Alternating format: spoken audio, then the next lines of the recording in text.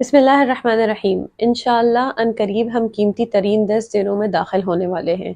ये वो मुबारक दिन हैं जिनकी कसम अल्लाह ताला ने कुरान मजीद में खाई और फरमाया वल फजर वल लैल आशर।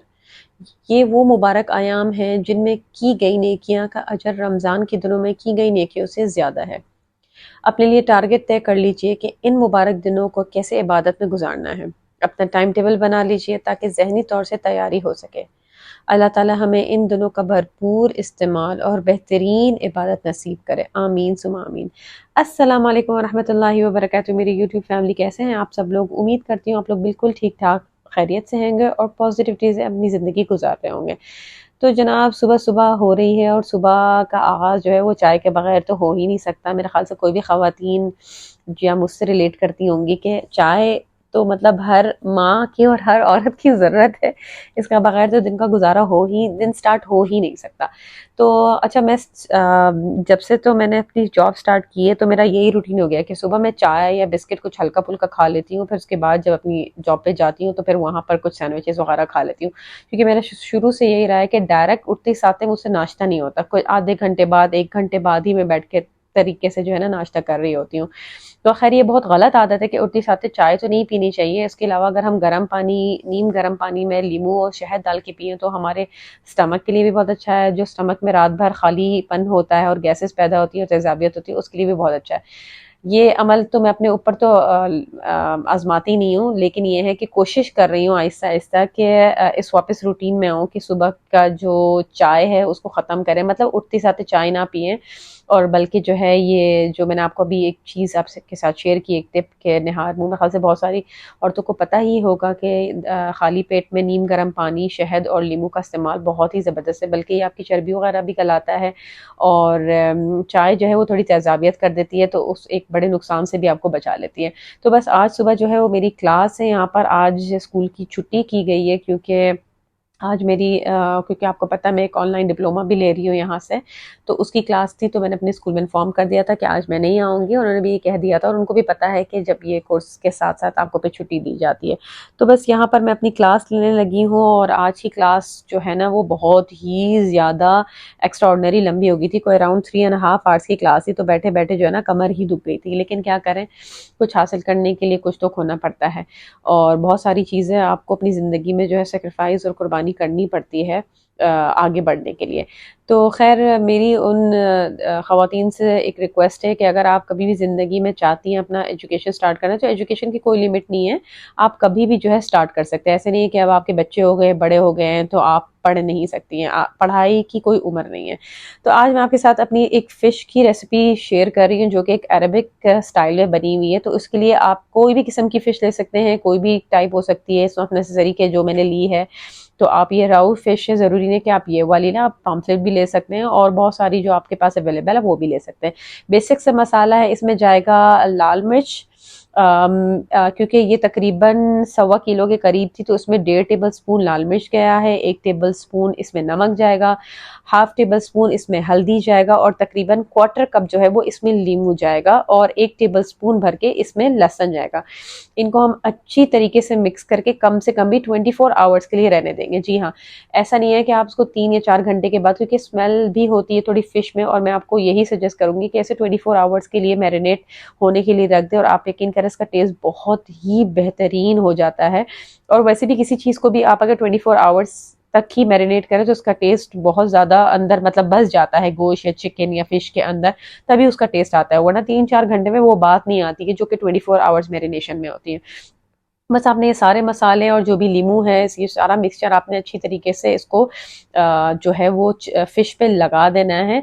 अच्छा, मैं ये करती हूँ कि फिश को फ्लैट आउट ले आउट कर देती हूँ ट्रे पे, फिर उसके बाद जो भी मसाला बचा होता है उसके ऊपर स्प्रेड करके फिर उसको थोड़ा सा आल्टी पाल्टी करके फिर उसके बाद उसको कवर करके या तो आप क्लिंग से रैप कर लें या फिर आपके पास अगर फॉइल पेपर है तो उससे कर लें, या अगर कुछ भी नहीं है तो उसको डब्बे में डाल के डब्बे में बंद करके और फ्रिज में रख दें।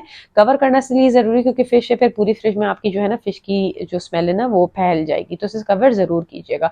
मसाला ज़ाया मत होने दीजिएगा, मसाला जितना भी बाउल में रह गया है वो सब फिश के ऊपर अच्छी तरीके से डाल दीजिएगा ताकि जितना भी मैरिनेशन है वो फिश के अंदर जाए, कोई भी चीज़ हमारी ज़ाया नहीं होनी चाहिए। तो बस उसके बाद आपने इसको रैप करना है, रैप करने के बाद आपने इसको फ्रिज में रख देना है या फ्रीजर में कर लें, एक हफ्ते बाद बना लें, कोई ऐसा उसमें मसला नहीं है, जरूरी नहीं कि आप दूसरे दिन ही बनाएं। अच्छा, इसके साथ बनाते हैं हम एक चटनी जो कि कुक्ड होती है। इसमें जाएंगे तकरीबन 2 बड़े टमाटर और उसमें जाएगा 1 बड़ी प्याज, ठीक है, और ये सब हमने जो है ना पीसनी है। अच्छा, इसमें तकरीबन जाएगा आपका 1 टेबलस्पून नमक। नमक मैंने बाद में डाला है, आप मिक्सचर को बनाते हुए भी डाल सकते हैं, बाद में भी डाल सकते हैं। इसमें जाएगा 1 भर के टेबलस्पून लहसुन और 2 से 3 हरी मिर्चें। मेरी हरी मिर्चें बहुत ज्यादा तेज थी इसलिए मैंने 2 ही डाली, लेकिन आप अगेन अपने ही मुताबिक डाल सकते हैं। इसके अलावा इसमें और कुछ भी नहीं जाएगा। अगर आपके पास पिसा हुआ लहसुन नहीं है तो आप साबुत लहसुन भी डाल सकते हैं। बहुत सारा पानी डाल के इसको अच्छी तरीके से पतला पेस्ट बनाना है बिल्कुल। और उसके बाद जो है वो आपने इसको कोई भी पतीला लेना है, पतीले में इसको डाल के हमने हल्की आंच पे इसको चढ़ा देना है। जी हाँ, ये चटनी जो है ये पकती है और इसे हम अरबी में दाकूस कहते हैं। और अगर आप मिडिल ईस्टर्न कंट्रीज में आए हैं तो आपने बहुत सारी जगहों पे इसको खाया भी होगा, जिसे आप पाकिस्तान में मंदी कहते हैं। और ये मंदी के साथ मिलती है और इसका तरीका बनाने का यही है कि ये पकती है, ये कच्ची नहीं होती। बहुत सारे लोग इसे सिर्फ ग्राइंड करके इसे सर्व कर देते हैं, लेकिन असल में इसे हम हल्की आंच पे चूल्हे पे पकाते हैं, उसके बाद ही ये दाकूस बन के सामने आती, जो कि आपको पाकिस्तान में बड़े बड़े जो रेस्टोरेंट्स हैं मंदी वगैरह के साथ ये मिलती है। ये वो चटनी है। अच्छा जी, अब हम मिक्सचर जो बना रहे हैं वो कोटिंग है मछली की। इसमें लेंगे आप बेसन, तकरीबन मैंने 3 कप बेसन लिए है। इसमें 1 टेबलस्पून भर के मैंने लाल मिर्च डाली है, 1/4 टेबलस्पून मैंने इसमें हल्दी डाला है, 1 टेबलस्पून नमक जाएगा और इसको आप अच्छी तरीके से मिक्स कर लेंगे।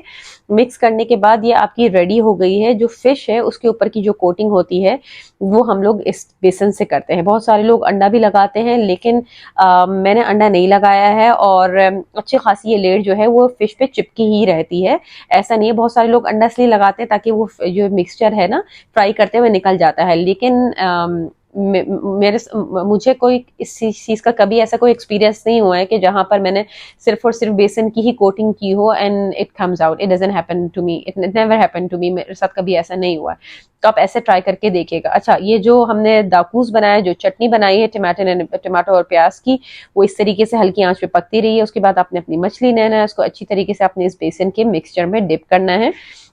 अच्छा, मैं ये क्या करती हूँ कि बहुत सारे लोग डिप कर करके उसी वक्त ही फ्राई में डालते रहते हैं। मैं पहले सारी जो भी चीजें होती हैं जिनको कोटिंग करनी होती है उनको पहले एक साथ सारी कोट कर लेती हूँ, फिर आराम से 1 बाय 1 करके फ्राई कर लेती हूँ, ताकि हम एक प्रोसेस से जो है एक प्रोसेस को खत्म करके दूसरे प्रोसेस को स्टार्ट करें। जब आप 2 प्रोसेस एक साथ चला रहे होते हैं ना, आप भी थोड़े से कंफ्यूज हो जाते हैं और वो बात नहीं आती है, क्योंकि आपका फोकस 2 जगह पर लग जाता है। तो बेहतर ये है कि पहले एक प्रोसेस को कंप्लीट कर ली जाए, कैसे कोटिंग की, और उसके बाद फिर इस प्रोसेस को जब खत्म हो जाए तो दूसरा प्रोसेस स्टार्ट करें। फिर आप आहिस्ता आहिस्ता करके उसे फ्राई करेंगे। जो ऑयल है वो डीप फ्राई होना चाहिए। और ऑयल पहले तो आप बिल्कुल तेज आंच में इसको गर्म कर लीजिएगा, उसके बाद आप इसको मीडियम से थोड़े से कम आंच में रख दीजिएगा। और यहाँ पर मैं मीनवाइल जो मेरी चटनी है वो भी पक रही है। मैंने आपको बताया था कि मैंने मिक्सचर को ग्राइंड करते हुए नमक नहीं डाला था, तो मैं बाद में जो है एडिंग द सॉल्ट। तो again the salt is as per your use. आपकी जितनी फैमिली मेंबर्स हैं, आप लोग जितना सॉल्टी खाते हैं उस हिसाब से आप डालिएगा। यहाँ पर मैंने 1 टेबल स्पून डाला है, ठीक है। अच्छा, मैं बहुत क्लम्बर नहीं करती हूँ, बहुत सारे चीजें एक साथ डाल के फ्राई नहीं करती, उसमें क्या होता है टूटने का बड़ा खतरा होता है। तो आई मेक श्योर कि स्टार्टिंग में तो मैं सिर्फ 2 करके करूँ। अगर बहुत बड़े पीसेस है तो आई मेक श्योर कि सिर्फ 2 ही करूँ। हाँ, अगर मेरा फ्राई पैन या आपका फ्राई पैन बहुत बड़ा है और एक टाइम पे 4 या 5 आ सकते हैं तो why not go for that. लेकिन आपका फ्राई पैन मेरे तरह छोटा है तो मैं आपको सजेस्ट करूंगी, अगर बड़े पीसेस है तो सिर्फ 2 करें, मीडियम पीसेस है तो 3-4 कर लें, और अगर बहुत छोटे पीसेस है तो गो फॉर 5 to 6। तो अगेन इसकी जो आंच है वो आप मीडियम टू लो रखिएगा, क्योंकि हम ये नहीं चाहते कि अपनी मछली जो है हमारी अंदर से कच्ची हो और ऊपर से बिल्कुल क्रिस्पी हो जाए, क्योंकि एकदम से ही जो है ना ये ऊपर से आपकी ना डार्कन होने शुरू हो जाती है। तो बस ये पूरी। अच्छा, इसके साथ हम लोग फ्रेंच फ्राइज जरूर रखते हैं और आप ये रेसिपी ट्राई कीजिएगा और मैं यकीन माने आपको बहुत पसंद आएगी। कुछ डिफरेंस ही है, अरेबिक टच है इसका, और मैंने मिर्च डाल के इसको बिल्कुल पाकिस्तानी टच दे दिया। और ये देखें फुल जो शक्ल निकल के आई है ना चटनी की, वो ये है कुक होने के बाद। अच्छा, इसमें डलता है पार्सले। इस वक्त मेरे पास पार्सले नहीं था, आपके पास पार्सले नहीं है तो आप हरा धनिया से इसे डेकोरेट कर सकते हैं। तो जी, ये है हमारी अरबिक स्टाइल में fish plus French fries plus दाकूस या टमाटो और अनियन चटनी और जीरे के राइस बॉईल किए हुए। तो होपफुली आपको आज की मेरी डिश और ये मेरी रेसिपी पसंद आई होगी। अगर पसंद आई है तो प्लीज इसे लाइक जरूर कीजिएगा, कमेंट करके बताइएगा कि आपने मेरी रेसिपी ट्राई की है या नहीं और आप मजीद क्या देखना चाहते हैं। तो अब अपनी सिस्टर को इजाजत दीजिए, मिलते हैं अपने अगले व्लॉग में। Till then take care of yourself, माअस्सलाम, स्टे पॉजिटिव, बी पॉजिटिव, माअस्सलाम।